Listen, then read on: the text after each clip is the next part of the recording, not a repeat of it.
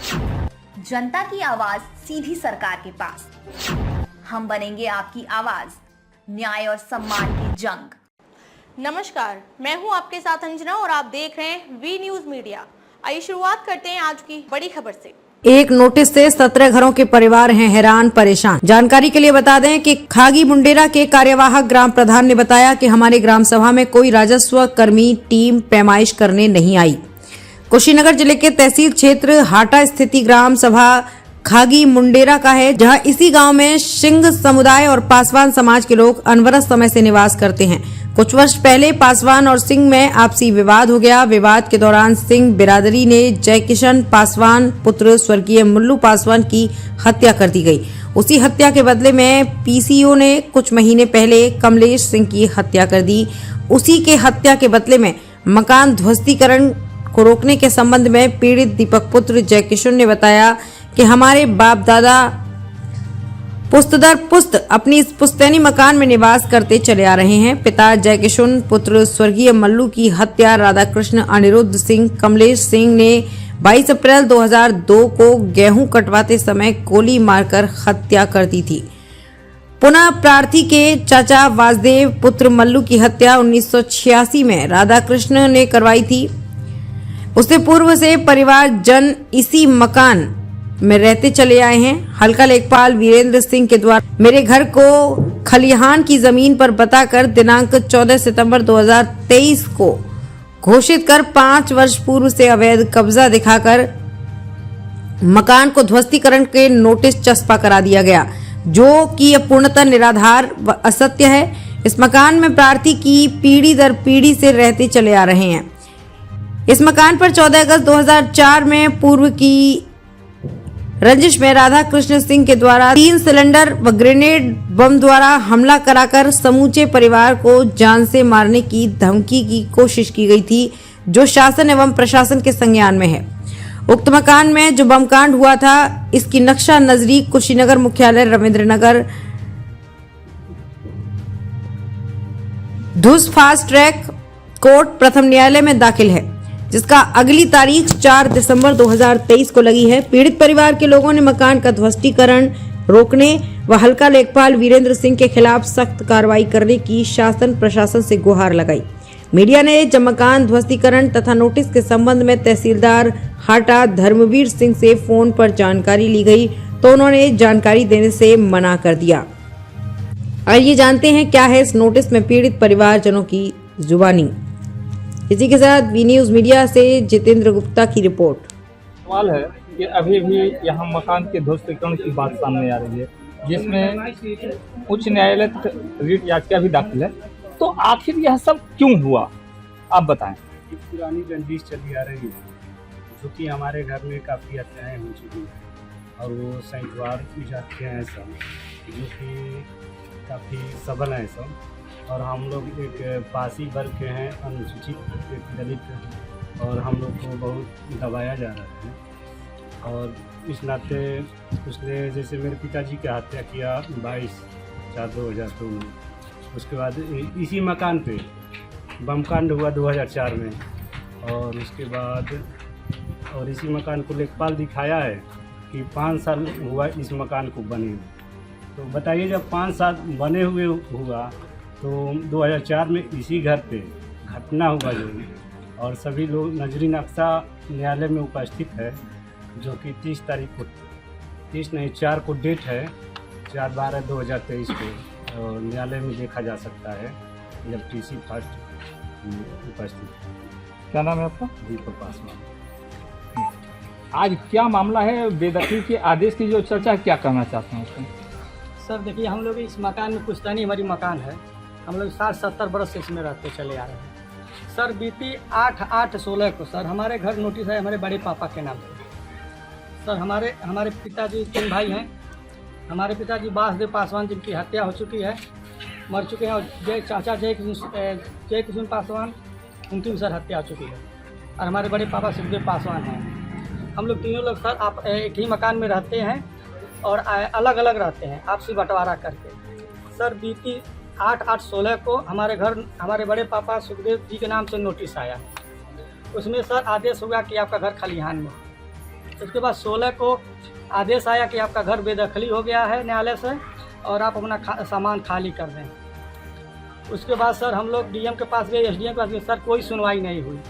उसके बाद हम लोग फिर माननीय उच्च न्यायालय गए, जहाँ पर माननीय उच्च न्यायालय ने हमारी बात सुनते हुए तहसीलदार और एडीएम के आदेश को खारिज कर दिया और जिलाधिकारी कुशीनगर को इस मामले को 6 महीने में निस्तारित करने का आदेश पारित किया। उसके बाद सर डीएम महोदय ने एक तरफा सुनवाई करते हुए 2 ही माह में इसको फैसला सुना दिए और तहसीलदार और एडीएम के आदेश को बहाल कर दिए। उसके बाद सर फिर हम लोग इसके डीएम और तहसीलदार के आदेश के खिलाफ माननीय उच्च न्यायालय गए हैं सर, जहाँ हमने रीट याचिका दाखिल किया है। उसके बाद सर हमने एसडीएम साहब को भी अवगत करा दिया कि सर हमारा मकान हमारा मुकदमा सर उच्च न्यायालय में विचाराधीन है, कृपया आप जब तक कोई आदेश नहीं आता है तब तक हमारा मकान का ध्वस्तीकरण न किया जाए। उसके बावजूद भी सर कल दिनांक 4/12/23 को ध्वस्तीकरण का आदेश कर दिए हैं सर। तो इसी के संदर्भ में सर बात करना है। तो क्या आपको लगता है कि आपकी जो याचिका दाखिल है जी उसको दरकिनार करते हुए ध्वस्तीकरण होगा? अब सर ये तो प्रशासन बताएगा। हम लोग तो सर गुहार लगा रहे हैं, डीएम बोल रहे हैं हम दबाव में हैं, शासन से दबाव है, एसडीएम भी बोल रहे हैं सर कि हम दबाव में हैं, हमारी बात सर सुन ही नहीं रहे हैं। क्या नाम है आपका? सर श्याम बदन पासवान। मिलकर खलिहान दिखा रहे हैं, जबकि ये मकान आबादी का मकान है, 311 नंबर का मकान आबादी है और पीछे का मकान दीपक के नाम से जो है वो रामगति और राम आश्रय के नाम से है, जबकि उसको भी खलिहान दिखाकर गिराया जा रहा है।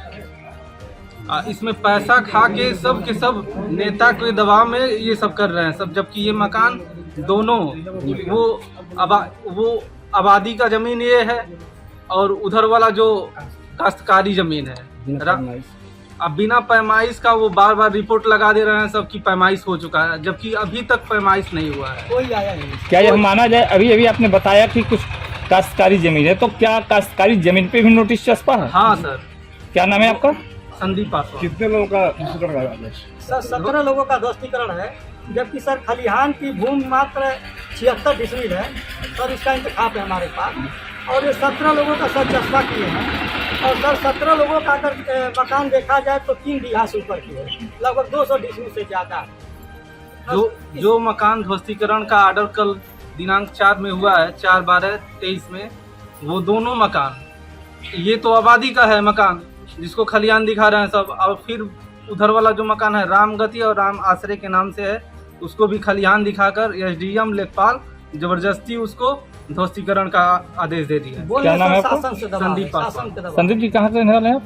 यही हम इनके भाई हैं। दूसरा सरकार आ जाएगी, उठाई करके बोलता हूँ कि मेरे को 75 वर्ष की उम्र हो, 75 वर्ष की उम्र हो गई। ये देखिए मेरा कार्ड, कॉलेज का कार्ड, 40 साल मैंने ड्यूटी किया। 2013 में मैंने नौकरी को छोड़ा, 6वां महीना में कागज सहित। इधर कितना दिन हो गया? हमारे आजा बाबा की बनवाई हुई सब मकान हैं। नोटिस में तो इस मकान को 5 ही वर्ष दिखाया गया है, इस पे क्या कहेंगे? सब गलत है सरकार। कोई तो कह रहा हूँ सरकार को, मोदी सरकार को गिराने के षड्यंत्र है। क्या नाम है आपका? रामदा, मैं भाजपा का 1 नंबर आदमी हूँ। संजय सक्करवाल वकील और मोती मध्य प्रदेश के जानते हैं वो हैं, आज कर दिए गरीबों को ऊपर। डेरा खागी का मैं वर्तमान समय में कार्यवाहक ग्राम प्रधान हुआ हूँ, जो कि हाल ही फिलहाल में अभी 2 महीने हुए मुझे। और इस समय जो मकान की ध्वस्तीकरण का जो डेट आया है 4 दिसंबर 2023 को, इसमें जो लेखपाल, हल्का लेखपाल ने जो रिपोर्ट लगाया है नजरिया नक्शा को देखते हुए 308 ख में जो बताया है नक्शा, वो मैं माननीय डीएम सर और एसडीएम सर को ये सूचना देना चाहता हूँ कि नजरिया नक्शा को न देखते हुए सिजरा नक्शा को देख करके मौके की पैमाइश कराई जाए और समस्त जनता की उपस्थिति में भूमि की पैमाइश कराई जाए। अगर मकान खलिहान की जमीन में पड़ती है तो ध्वस्तीकरण किया जाए अन्यथा मकान को छोड़ दिया जाए। क्या पैमाइश कराई गई है क्या? अभी तक मुझे जहाँ तक उम्मीद है कि मकान की पैमाइश नहीं की गई है, जमीन की पैमाइश नहीं की गई है और कोई भी ऐसा राजस्व कर्मी यहाँ पर आकर के नहीं बताया है कि ये भूमि की पैमाइश यहाँ पर है और चिन्हित नहीं किया है कि ये मकान उस नंबर में है और ये खलिहान की जमीन है, ये बंजर की जमीन है। ये सारी चीजें अभी तक किसी भी राजस्व कर्मी ने आकर के ये सूचना नहीं दिया है और न ही चिन्हित किया है। प्रधान जी, आपकी उम्र क्या होगी? मेरी उम्र अभी 30 साल है। और ये मकान बने कितना दिन हो गया? ये मकान बने हुए लगभग हमें तो लग रहा है कि मैं जब अभी पैदा नहीं हुआ हूँ तब तक के बना हुआ मकान है, जिसमें रिकॉर्ड में 5 साल ही दिखाया गया है। ये भी मैं कहना चाहता हूँ जो राजस्व कर्मी हल्का लेखपाल ने आकर के और जो नजरिया नक्शा बनाया है उसमें साफ साफ लिखा है कि 308 ख मिनजुला नंबर 308 ख और ये मकान जो बना है 3 साल से बना हुआ है, उसमें स्पष्ट रूप से लिखा है, जो कि ये सरासर गलत है। और बात यह है कि ये मकान बने हुए अभी बहुत टाइम हो गए हैं, अन्य लोगों से भी पूछताछ कर लिया जाए तो भी वो बता देंगे कि ये मकान बने हुए कितने समय हो गए हैं। प्रधान जी, ध्वस्तीकरण का आदेश क्यों आया है?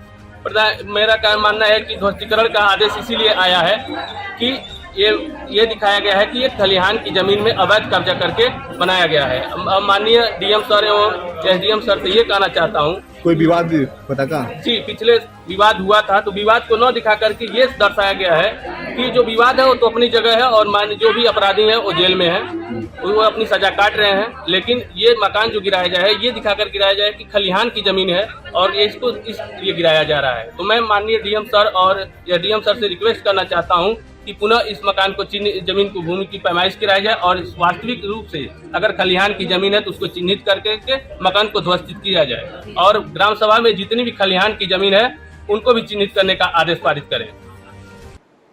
खबरों में अब तक के लिए बस इतना ही, फिर होगी आपसे मुलाकात ऐसे ही एक बड़ी खबर के साथ। तब तक के लिए नमस्कार और देखते रहिए वी न्यूज मीडिया। ऐसे लेटेस्ट अपडेट्स पाने के लिए हमारे YouTube channel V news media को सब्सक्राइब करें और तुरंत नोटिफिकेशन पाने के लिए बेल आइकन प्रेस करें। यदि आप हमें Facebook और Twitter के माध्यम से देख रहे हैं तो हमारे चैनल को फॉलो करना ना भूलें। चैनल को मजबूत बनाएं और अपनी आवाज को सरकार तक पहुंचाएं। धन्यवाद। जय हिंद, जय भारत, जय संविधान।